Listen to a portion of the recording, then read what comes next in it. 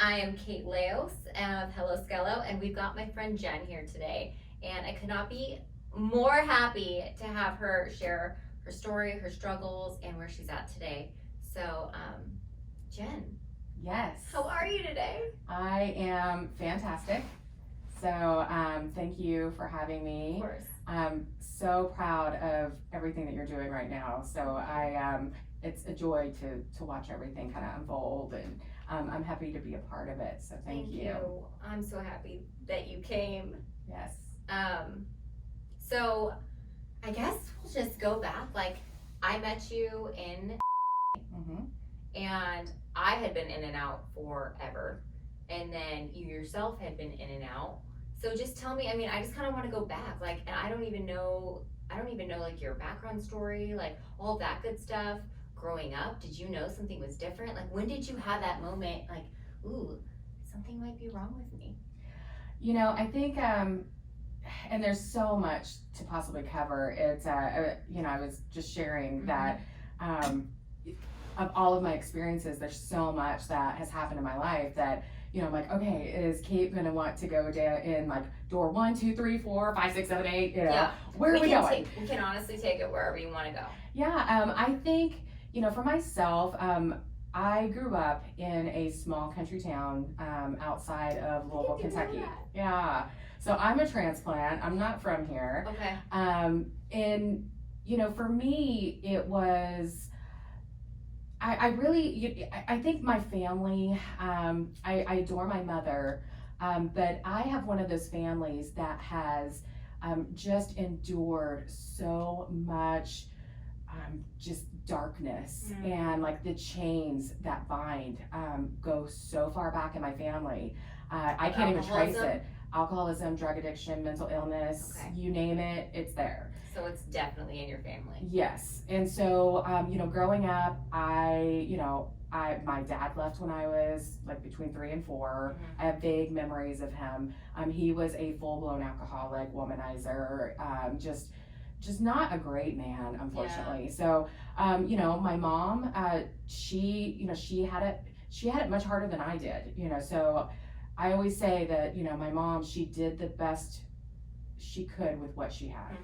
And I don't resent her for anything. And so, you know, growing up, she, you know, it was just her and I. She didn't even graduate from high school. And, you know, she had a drug addicted mother that at the time she had to start babysitting and doing odd jobs just to have money to buy clothes and food for herself at the age of 14. So, you know, it was hard, and she always strived to do better with me, and she did. You know, she provided much more for me than what she had. So it was just her and I against the world for a few years, and she found a guy, and you know, he's my stepfather, and you know, together they just thought, you know, he had a kid, she had a kid, let's get together, we'll like do life together. Right. They're both untreated alcoholics. So I grew up in an alcoholic home, and it was very volatile, but that was my normal. You know, that's what I was accustomed to. You didn't know any different. No. And the nights I would see my mother just drunk off her ass for, go ahead. you know, and she's telling me her life problems when I was 6 years old.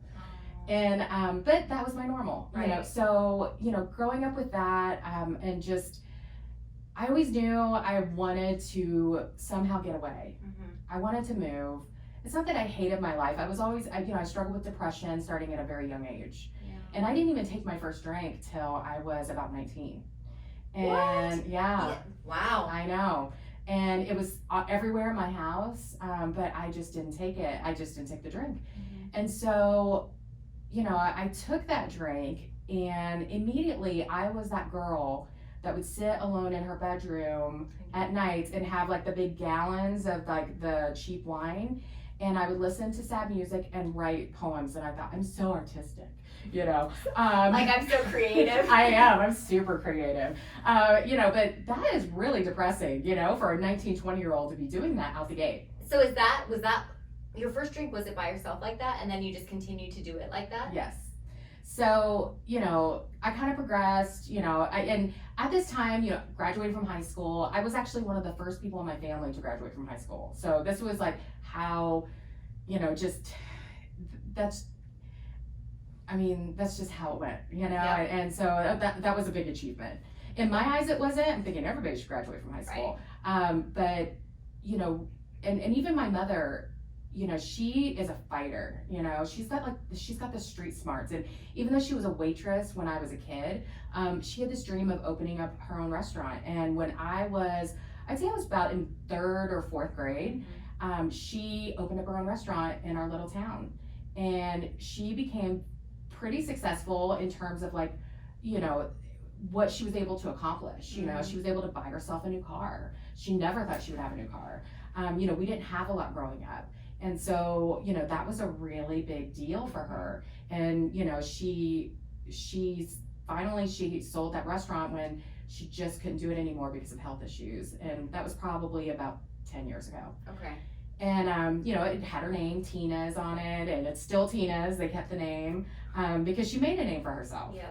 And so, for me, it's, I went on to college. Okay. And I had to work full time and go to school because nobody was paying my way. Right. And, so I found a company with, tuition reimbursement, and I was able to sustain that for about a year and a There's half. that street smarts from your mom coming out. Yeah, and I think that's why I've been very successful professionally. Because you have that. And I share that with her all the time. I'm like, Mom, you were so smart. Mm-hmm. If you had had the support and the resources, she would have accomplished just the most amazing things. Yep. So, I was able to sustain, going to school, working in corporate America for about a year and a half. And then You work full time Yes. and go to college and Yes. put yourself through college. Yes. Oh, I didn't finish though. So, Okay. I got about a year. I got about a year and a half in, and then I was like, I could make more money, and I was really good at what I did. And I was drinking, but it wasn't to excess. That's what I was gonna ask you. How was your? Do you think it was just because you were I was so busy, you were so busy that it just? so busy, and I didn't have the opportunities. Mhm. Well, then take school out of the equation, and then I'm working, and I meet some other. We are drawn to people like us. Yep. And so I happened to meet this girl, and we became best friends overnight, and we partied, and that was my introduction to cocaine, to ecstasy, but at the end of the day, I'm a full-blown alcoholic. Yeah. Drugs is That's not what you really part of my identify story. with. And that is when it was on. And I drank so heavily. Did you show up to work? Were you able to function at this point? I was functioning, and I was a functioning alcoholic for many years. And there would be days I would definitely call out. Right. And I was have a kind of migraine. I got in a excused. car accident. My grandpa died. So I used the gamut. yeah. Thinking back now, I'm like, oh my gosh, my one chem teacher probably thought that my grandpa died like 3 times. It's like, 'Cause I just- you already used that one Right. year. Couldn't even remember him anymore. And in what I would do is if I felt things were kind of becoming a little slippery because of, I didn't know this at the time, but now looking back, I see the pattern. And I would either go for a transfer, it was a very large company, or look for another job as a promotion. Before you were like found out or. Yes. Oh. I could feel it coming. And I relate to that. and it's like, okay, and then in our heads we think, well, nothing happened. Mhm. So, and I'm still doing good, and I just got a big promotion, and So just write it off. and On to the next. yeah, I did that for years. How many transitions or different jobs did you jump from? Initially, in the beginning, not many. Okay. So I worked for this large insurance company, probably for about 4 years, and then I was recruited out by a broker. And then from there is when I ventured out and I made my way to California. So this was in 1999, and I had a boyfriend whom I met at a bar, and I thought he was like the best thing since sliced bread. And he is the biggest jerk now that I look back, but whatever. He met you where you were at. Right. I would not have gotten out here if it wasn't for him. So that's where it's like, I'm grateful for all this stuff. And I love that. Like the perspective. I wouldn't be here today if I wasn't an alcoholic and all the bad things, you know? It's like, once you get on this other side, it's like, wow, everything was for a reason. Everything got me here today, and I'm in this, like, I just feel so aligned, and I get to talk with other alcoholics. Where for so long I was like, I'm not one of you. I will not accept this. And then once you do, it's like your life turns around, and the pieces have all fallen into place. And it's, you know, it is definitely, it's hard when you're in it. And and I think that's a lot of the reason why I very rarely in my life have played the victim card, you know, and I think, and I'm able to look back at things, and I am so grateful, even though it hurt like hell, and I thought my life was gonna be over, it got me to where I'm at today. You know, and I remind myself of that constantly. Yeah. You know, and it's like that shitty boyfriend got me out here, and we moved to San Francisco. You and him together? Yes. Okay. And he was a partier? Yes, not to the extent that I was. Okay. And he was a New Yorker, had the accent, you know, and I was like, yeah, I just thought I was just like the luckiest girl. Yeah. And you know, and the way it all happened is so funny. Like, I did not plan that move. That was not in the cards for me. It just really happened almost overnight, it seemed like. And we went out and visited San Francisco. He had job interviews. And at the last minute, I'm like, you know, I've never been further west than, you know, St. Louis. I've never seen a huge city. Louisville's not a big city. And I said, you know, I want to see the world. I was so sheltered. I never even saw the ocean until I was 15. You know, so just super sheltered country girl. And, you know, so I'm like, I'm just going to go to see things. And I'm like, I'm going to book some interviews. And I had my first interview on the second day that we were there.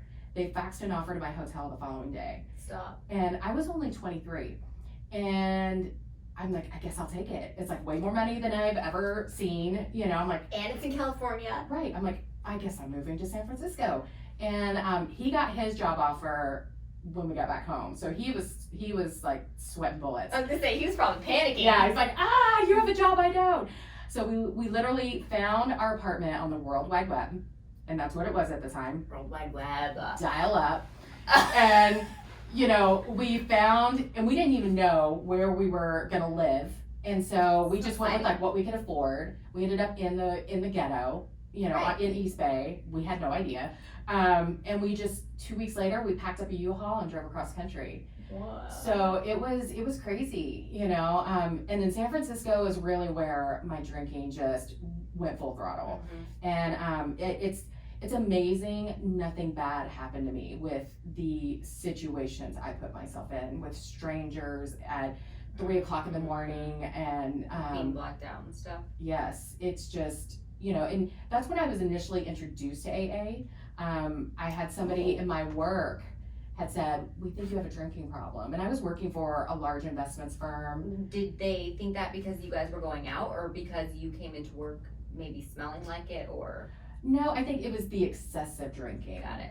It was how much I drank like a fish. And you'd go out and then you just would be the one that couldn't stop. Right. And then I would go to work. I mean, I was young. I'm thinking, I'm in my 20s, you know? I'm like, please. It's so funny. When I was talking to Barry, it's the same thing, especially now. I mean, even when I was in high school, I would tell myself, well, everyone's partying. Like, my parents would say, you know, honey, this is too much, or it's like, is everything okay? And I would say, I'm just drinking as much as everyone else, you know? And then college, same thing.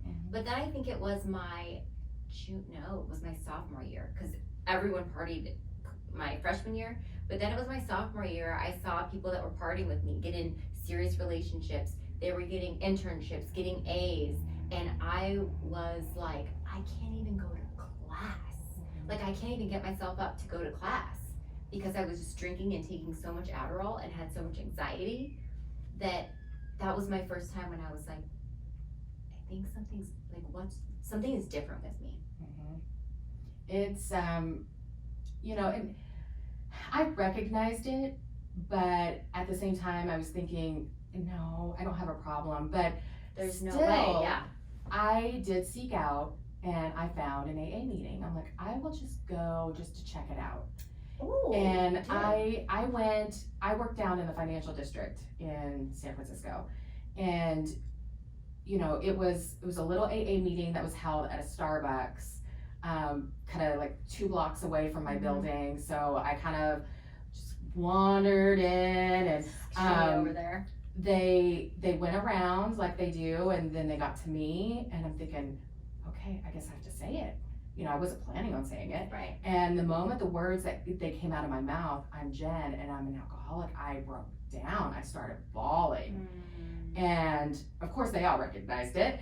And I went to maybe 1 or 2 more meetings after that, and I wasn't ready. And, you know, it's, you know, really fast forward,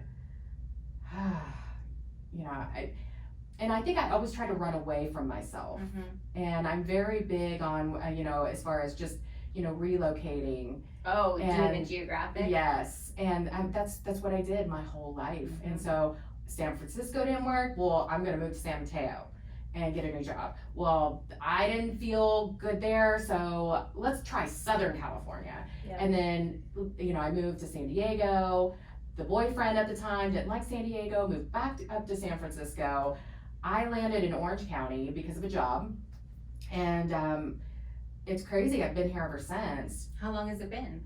I moved to Orange County, it was 2001, so it was right after 9/11. Oh, wow. And I ended up in the staffing recruiting industry. Okay. And it was all because of my boyfriend at the time. He was a tech recruiter up in the Bay Area, and that's when it was booming, you know, and we were these young 20-year-olds, you know, he was making $150,000 a year. And this was like 20. Oh, this was like back when San Fran was awesome. Whoa. You know, and that's still a lot of money today, but back then, especially when you're 20. So holy cow, that's like $1 million back then. Yeah, it was crazy.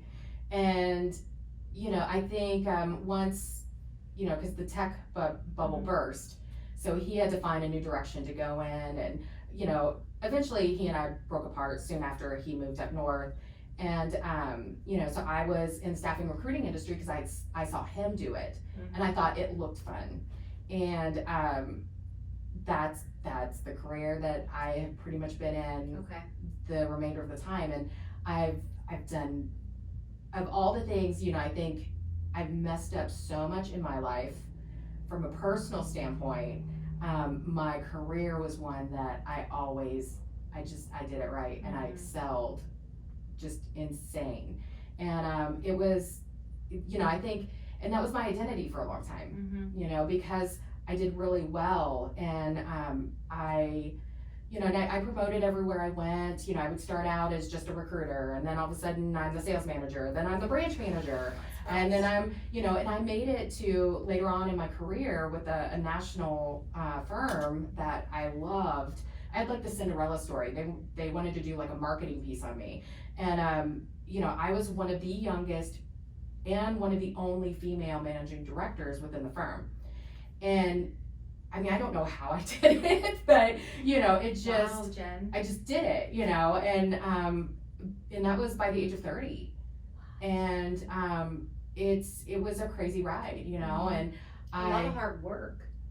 It was, you know, and I was drinking almost the whole time. I was gonna say, what was your progression? Like, what was your drinking like during this? You know, I think, you know, I met my ex-husband about, you know, I would say probably about 6 months after I started in the industry. In Orange County. We met in Las Vegas. Okay. You know, he was there with a friend, I was there, and, you know, and our friends knew each other, and then boom. And you're married. We were married like a year later. You know, unfortunately, we got married because we got pregnant. You know, he had the huge Latino family. That's just what you do. And so, you know, and I did love him, and I still love him. You know, he's amazing. And I couldn't have said that for, after we divorced. Right. It took several years, but I can say that today. And, it's, during all of that, we enabled each other. And so, we were just the drinking, partying couple. And the only times I stopped drinking was when I was pregnant. And, it really, I was an everyday drinker, every day. And I can drink. My tolerance is just, through the roof. Especially when you're drinking every day. Oh yeah. And I always said, I'm not a cheap date. I am very expensive. Right, keep them coming is what you were. Oh yeah. I'm like, don't even worry about food. Food just messes it up. I'm trying to feel different over here. Trying to get my buzz on.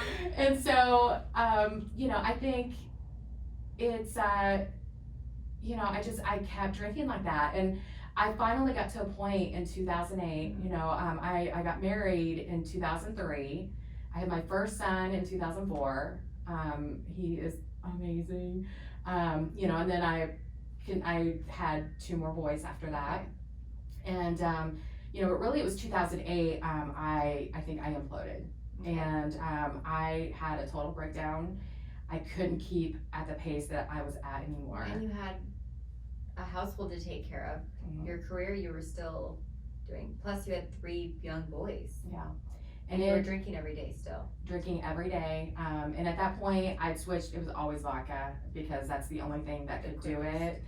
And I was so broken and empty, so broken. And, I had a suicide attempt. And, because I just wasn't thinking straight. And I think I drank an entire handle of vodka and then some.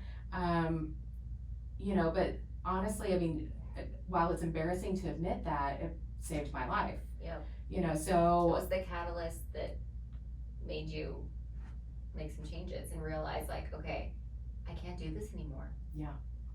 And it was, and for 3 years after that, my husband at the time and I decided to get sober, but we didn't do anything. We just stopped drinking. Oof. So it wasn't fun. So we were sober for 3 years together. And in that time we downsized because we had our dream home in the hills of Yorba Linda. We had everything. We had all the toys, the cars. We got rid of everything and we bought a little house next door to his parents, which I would never recommend for couples to do. I'll definitely take that down. Don't do it. Don't do it. I will not. As much as it sounds like a good idea at the time, don't do it. And we downsized. And but because we weren't doing any work to change ourselves, or to maintain your sobriety or like any of the internal. Absolutely nothing. We drank again. We relapsed, and it was in Vegas on one of his work trips, and we thought it's like, oh, we can control it, and then it was downhill from there. Because it is progressive. I went right back to where I was. Yep. And we drank at that point. We drank from about 2012 to about end of 2013. Okay. So we did it for a little bit, and I thought he was the problem, so I'm like, I'm leaving, because you're the problem. Right. That's why I'm not happy. So stupid. And so, we both played our parts. We both, For sure. But I definitely was not the wife I should have been, and I left, and, we continued to try to make it work, and, I put him through hell.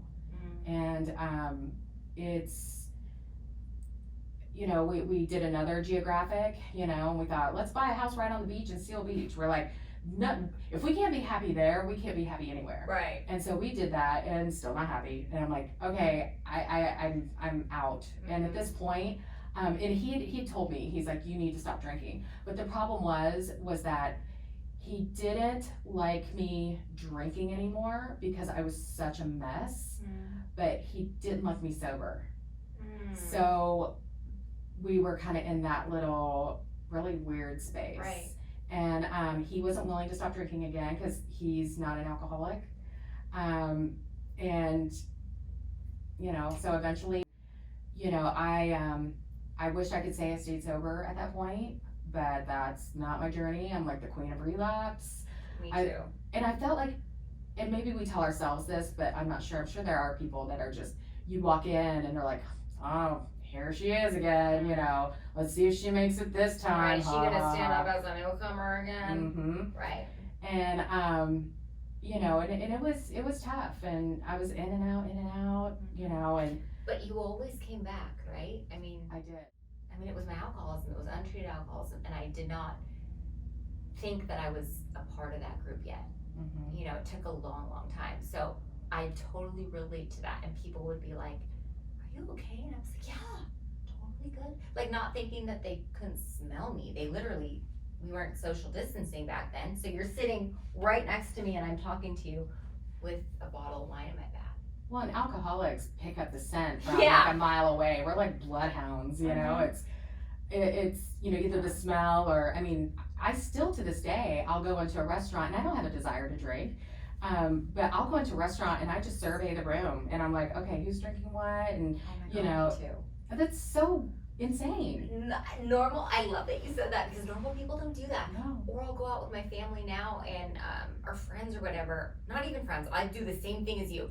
I'll look around and be like, so weird, that girl's, she just got up from her table, it looks like they left and she didn't even finish the glass of wine. It's horrible.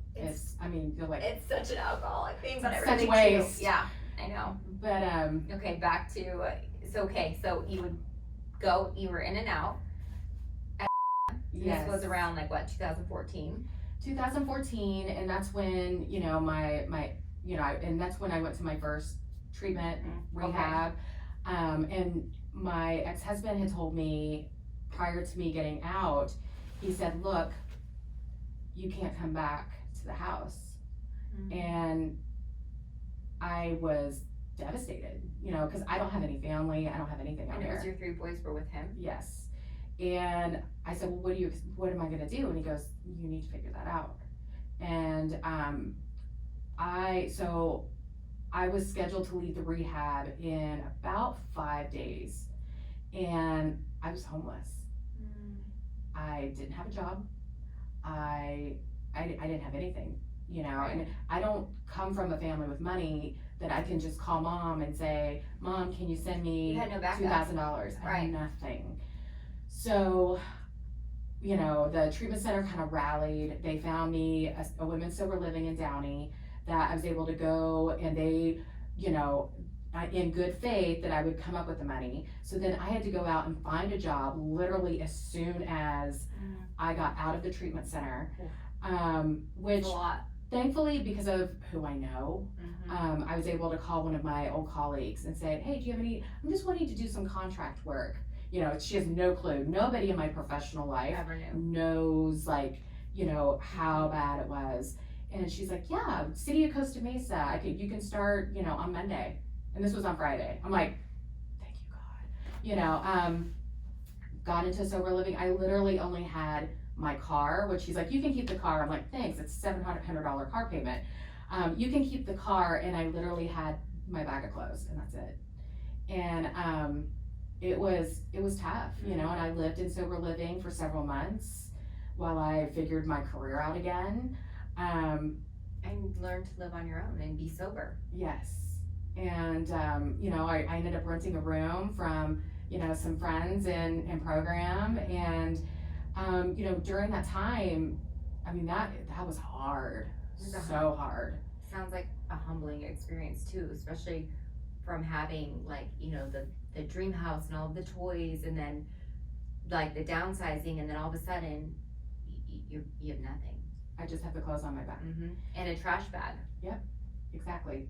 And, you know, I was still going over to our house every day because I was still caring for the boys all the time.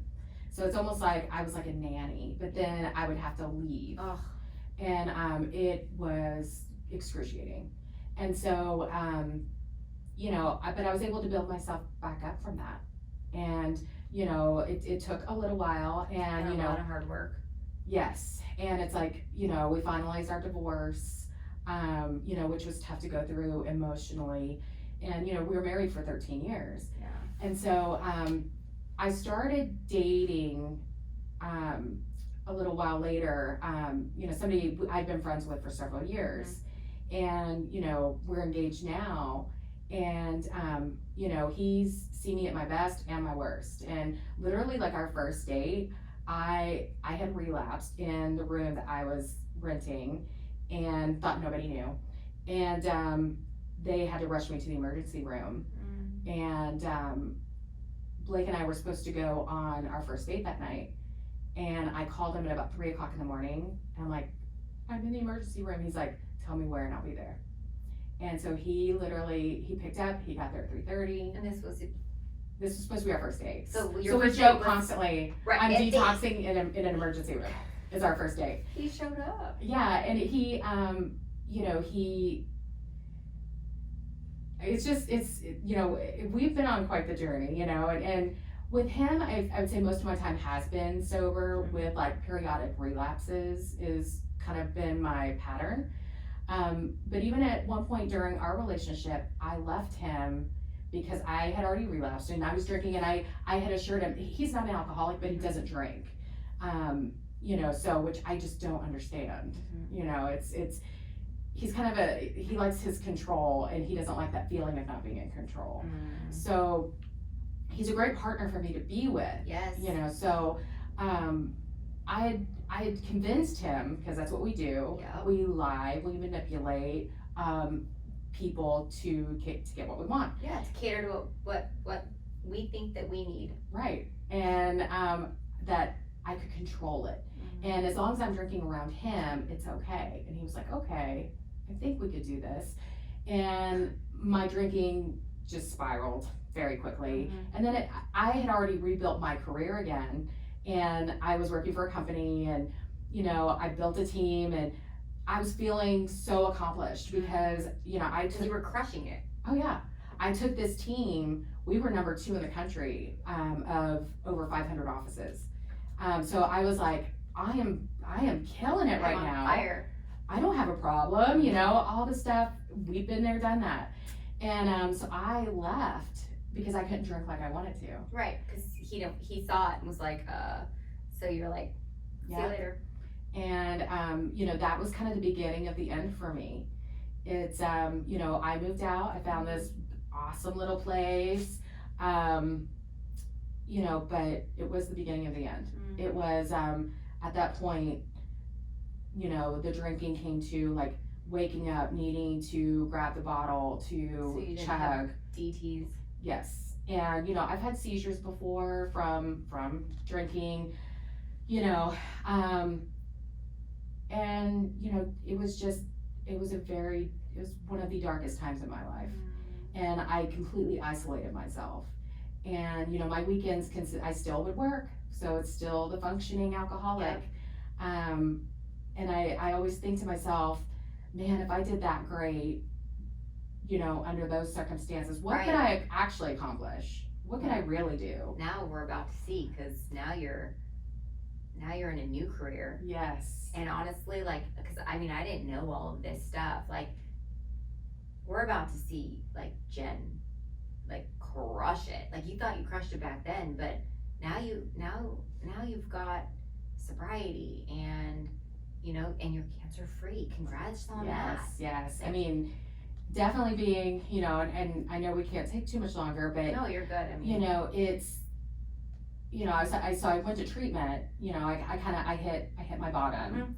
And Blake is actually the one that he answered the call and he took me to treatment.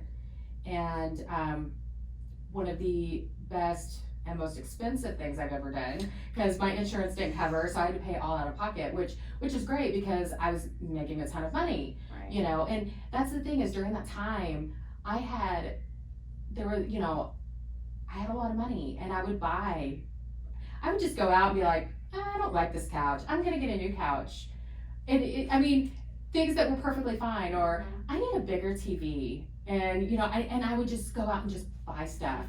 And I went out and I'm like, I've always wanted an Audi, I'm gonna get an Audi, you know.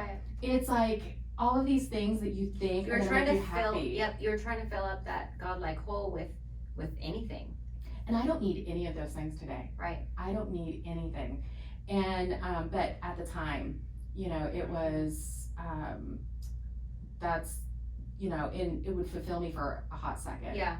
You know, and then if it wasn't that, it would be, you know, I don't know, it's just whatever would make me feel good in the moment. And How long do you have sober right now? I hit 2 years in June. Okay, that's right. Yeah, so That's insane. yeah, I hit 2 years, and it's flown, yet it's gone really slow. You know, it's I relate to that. I'm like, it's fast, but it's slow. I feel like I should be at 5 years right now because of all the crap I have been through. Yep. So just because you get sober doesn't mean That life's gonna be perfect right. or easy. Things don't stop happening to you. And I think like oh my gosh, just your strength and everything, like, oh, and this is why I'm so grateful to be an alcoholic and have this community where we come together and we literally watch like your life's change in my life, and we don't die because we don't drink, you know, and like we can do hard things, and like with you, it's like I remember you coming in and out and like no judgment because I was the same, and then you got this, and then you got the news. Yeah, I was 9 months sober. 9 months. And I was doing my step work. I was, you know, You were trudging. I was in it, and I was happy to be in it, and I was doing well. And then I found out that, you know, I'd suspected that there might be an issue. How come? Well, I mean, so it was obviously, you know, breast cancer, and you know, having dense breast tissue, and now they're actually you know, recommending for women who have dense breast tissue to start mammograms at an earlier age, because there's a strong likelihood that they won't find it with just physical, you know, examinations. So I was 41, and I told myself that year I was going in for a mammogram because I hit 40, you know, so I'm like, no history in my family. That's the one thing we didn't have. Everything else we did. But the one thing we didn't have was cancer. So totally not on my radar. And then I would feel something here and there, but then it's because of how the tissue was, it would almost kind of move. So it's like I would kind of chalk it up and be like, oh, okay, it's nothing. But then, you know, and I remember talking to my sponsor about it, and, you know, my sponsor at the time, she's still my sponsor, and she would say, she's like, I'm sure it's nothing, you know, always trying to be positive. And, and so finally, you know, there was, you know, some blood involved, and, you know, the shape, and it was, things were inverted, and so you could, everything I'm reading on Google, I'm just like, oh my gosh, I have like 4 out of 5.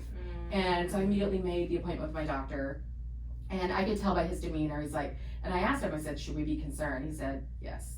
And they usually don't say that, you know, but, you know, it took a couple weeks for all the biopsies, the unknown, which was the worst of it all. And, you know, and then I got the call that, you know, that I had breast cancer.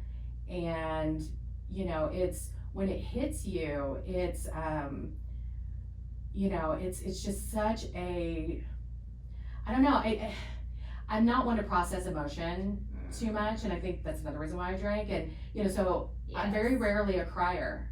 You will not see me cry very much. Same. And so I cried for a few minutes. And, you know, then at that point I'm like, okay, it's go time. And I think I kind of treated that how I did my career, you know, and I'm like, it's all about what's next, the plan, you know, and I kept myself busy, that a drink was never an option for me. And so many people were so scared I was going to relapse after my diagnosis, because it's just so awful. And that didn't hurt me at all. It actually it got your butt into high gear. Like, if we're going to do this, the last thing I'm going to do is take a drink. Oh yeah, it's poison. And yeah, would I love to numb my feelings? Of course. But to me, there was never a moment that a drink was desirable. And so, you know, at that point with the surgeries, you know, I ended up finding out that I was stage 3C cancer, which is like 1 step away from stage 4, which is incurable. You know, so it was very, very advanced, which is scary. And I've gone through numerous surgeries. I did, you know, the 4 months of chemo, the radiation, and really that whole, the year of it, And it's it all kind of a so blur. new. And like every single experience being like a first one. Mhm. And I didn't know anybody that has gone through something like this, so I didn't have a support system. Right. You know, To Blake, be able to be like, this is normal, and Yeah. I get it, like, it's just, I mean, it was so overwhelming. And, you know, Blake is an amazing partner, but when it comes to stuff like that, he doesn't have a lot of empathy. You know, he's in law enforcement. And so he would, and I think it was hard for him because he couldn't fix it, yeah. you know. It probably made him feel like powerless. Yeah. Oh, absolutely. And, you know, so, you know, the year, I don't know how I got through it. I really don't. And I know I would still go to meetings, but everything was such a blur. I just don't know. I mean, my identity was wrapped up in my hair and my boobs. And that's what I thought made me beautiful. That's what made me who I was, you know, and that's just, I mean, I had awesome hair. And, you know, I was a double D and all of that stuff. And, you know, I thought that was my identity. And, as a woman.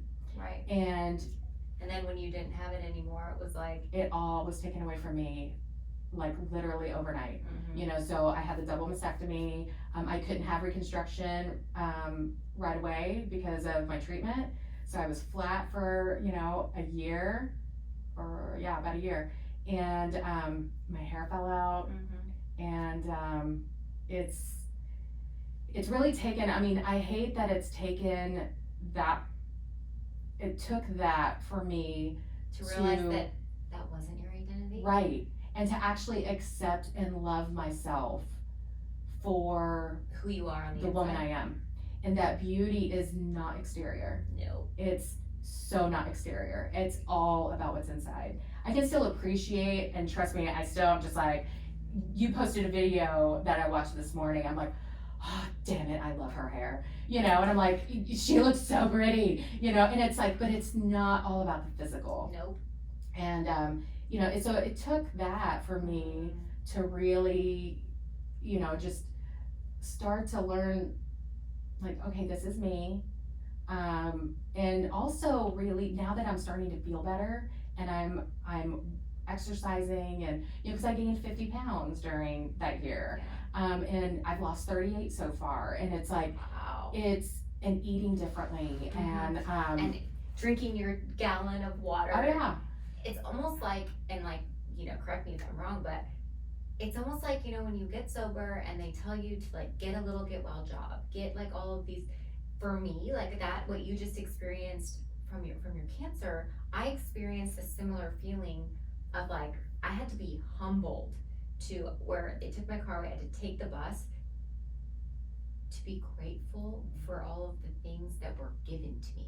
And then it actually taught me, you know, the work ethic that I have today, because I had to take the bus and I was working 2 jobs and nobody was giving me, you know, weekly money. It was like I had to work my ass off for it. But until I went through that, I didn't have that perspective. Well, and you're working your ass off today. Yep. Yeah, I mean, that work ethic is amazing. Thank you. You know, and I always say, it's like, do it while you don't have kids. Yep. Once you have kids, it's like, I recommend, there were times that I lost some precious moments because I was so focused on career. Mm-hmm. But, yeah, it's just, I wish I could give that to all the women that I interact with, you know, and that like how you feel. yeah, and it's, I mean, there's still days, I mean, just like you guys are saying, like, oh, your hair's so cute. I'm like, I hate my hair. You know, it's like, You have like, it looks like you have thick hair. I've always had thick hair, but I'm just not a short hair person. Right. And, so it's really, it's hard, but it's all about acceptance. Yep. And, you know, we talk about that all the time in our program, acceptance. Oh, it's a daily reprieve. It really is. It really is. And, you know, so today it's like, I've had zero desire to take a drink. Mm-hmm. And I was just sharing before I came in here that I knew going into treatment this last time something was different. I felt it. I couldn't tell you what it was, but I felt it. And I knew it was different. And so this whole time, you know, I have a partner that's scared I'm gonna relapse all the time. And, you know, it's like, I'm just something is different. Mm-hmm. And, you know, now beating cancer, the last thing I want to do is pour poison into my body. You know, I'm all about trying to eat healthy, you know, organic, Yep. you know, natural foods, nothing in a box or packaged. And, you know, it's been a journey, you know. And Well, and Jen, you have, like, I feel like, I know that God gives us these stories so we can help people, and it's, your story is so special, and like, all of these things that you've gone through, it's all for a reason, and you're just gonna help so many people, you know, and it's very powerful, and like, your strength is like, I mean, you're literally glowing. Might be a hot flash. Yeah. Because I'm in menopause now. But I mean, and I hope I get to, like, that's where I find so much joy, is just helping other people. And, you know, and like we were talking before this, you know, in starting in a new industry and you know, like real estate, I know it's what I was meant to do. Like, I know for a fact. That's a good feeling. But now Fear. I gotta do it. Right. And not being successful. And it's coming off the career like what I've had, and now starting like ground zero. Nobody knows you, it's all new. And everyone and their uncle knows a real estate agent. And it's like, my brother's real estate agent. Right? Yeah, like literally. I mean, he would probably kick your ass if you use somebody other than him, you know? So It's so true. I know. But that doesn't mean that you're not going to be successful. But the fear of like, am I? Oh, I compare constantly. It's just like if you saw one of your friends start a clothing brand, you start comparing. It's like, oh, they're going to do better than me. People are going to go to them and not me. Well, and that's what held me back from doing this for so long. And I'll admit to this, like, I was planning on doing this before coronavirus. Like, I mean, the clothing has been a passion of mine, but then putting like my sobriety and being able to share this message and like share people's struggles into triumphs and like how you went through that, it all came together. But I used to like look on Instagram and be like, oh, this girl has a clothing brand. It's kind of similar to my idea. Like, and my first thought would be like, oh, you know, bitch.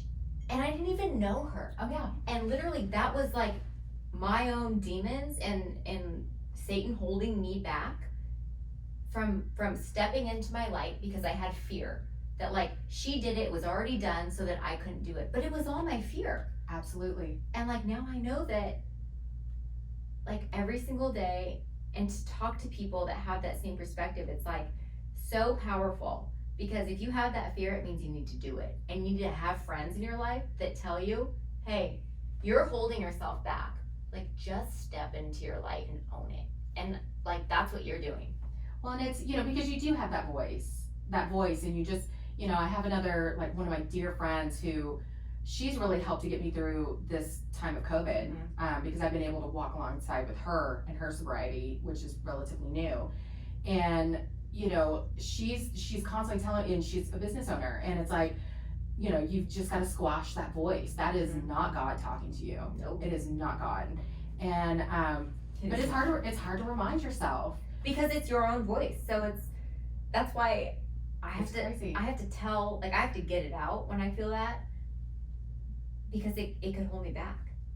I mean, it wants to hold me back, and it really wants me to take a drink sometimes. It would love if I would just throw everything away, you know?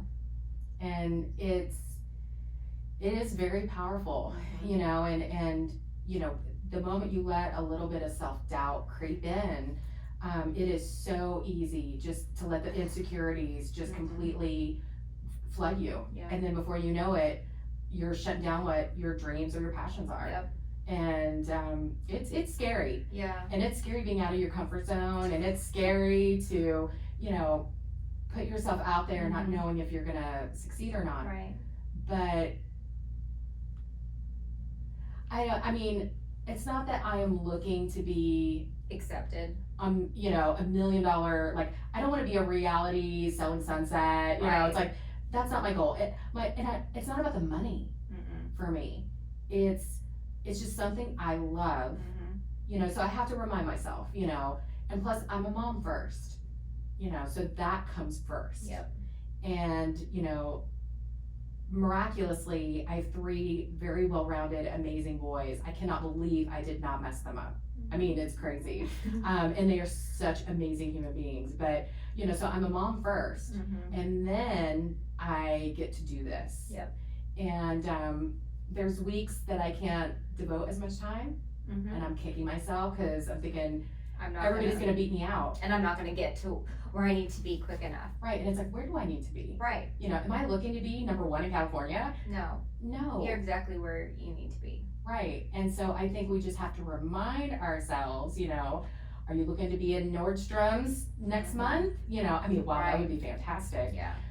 But Rome wasn't built in a day. Right. And we just have to and surround ourselves with other like-minded women. Yep, I agree. Yeah. I agree. So that's my story. Thank you so much. Honestly, I love you, and I'm so glad. I mean, I asked you and you were like, yes. Oh, because any way, I always worry, any way that I can, I'm an open book, so any way that what I've gone through that I can push out into the world that will help just even one person. I'm always worried that I'll do a post or a video, and actually me and another girlfriend, we're gonna start a podcast. It's, but I'm like, why would people want to, again, it's that stinking voice. I'm gonna text you in a week and be like, hey, so when's that podcast coming on? Oh, I was listening to podcasts on the way here, and it seems like all the ones with women, one was on The Bachelor, and one was all these reality TV stars. I'm like, I'm not a reality TV star. Right, so you have nothing good to say. And that's, again, it's the voice. I feel you. It happens to me all the time. It's the voice. We just gotta squash it. Yep, we will. Yeah, anytime. Anything that you need, and really it's anyone, from whether it's dealing with I always tell everybody, share my number, because if you or someone you know is dealing with cancer. You didn't really have somebody. I have nobody. And see, it's you can be almost someone's cancer sponsor. Yeah. I was fortunate enough that, one of my dear friends, Rhonda, she got me in touch with another woman that lives on the same street as her. Totally random, and I was able to get in touch with her before I was going into surgery. So just to ask questions. Yes. What to expect, how am I gonna feel. And so, it's pretty, you need that support. Yep. So, I want to be used in just about any way. Yep. That is good. Well, I will tell you, you already are. And I'm really grateful, since they were, but I'm very grateful. And I love you, and I'm just so happy to be your friend. I know, I love you too. Thank you.